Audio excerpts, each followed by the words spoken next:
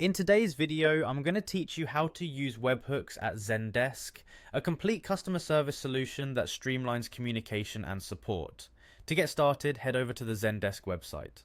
Once you're there, the first thing you'll want to do is locate the sign in button.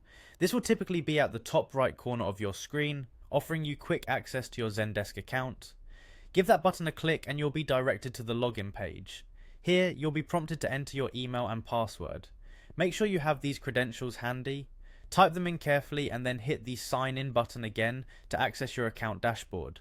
After successfully logging in, you'll want to navigate to the settings area, which is represented by a familiar gear icon. Clicking this icon will bring you one step closer to configuring your webhooks. Next, you'll head over to the admin center. This is where you have greater control over all your app settings and integrations, including setting up webhooks. Once you are in the admin center, look for the section labeled Apps and Integrations.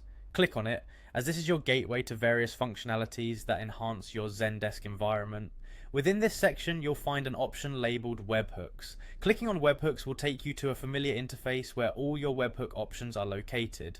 Now, to create a new webhook, you'll simply click on Create Webhooks. This will initiate a setup process where you can specify the settings for your webhook. You'll begin by selecting a Zendesk event. This is crucial because webhooks are event driven, meaning they automatically trigger when a specific event takes place. Once you've chosen the relevant event, click Next to proceed.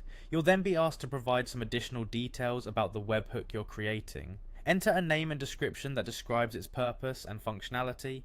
Then include the endpoint URL where you want the webhook to send data.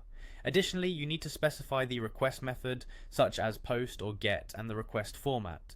This allows Zendesk to send information to your system in a format that you can easily interpret and use. Finally, if you wish, you can add any necessary headers that might be required for authentication or data formatting. Once you're satisfied with all the inputs, click on Create Webhooks. And there you have it, your webhook is set up and ready to interact with your Zendesk events automatically.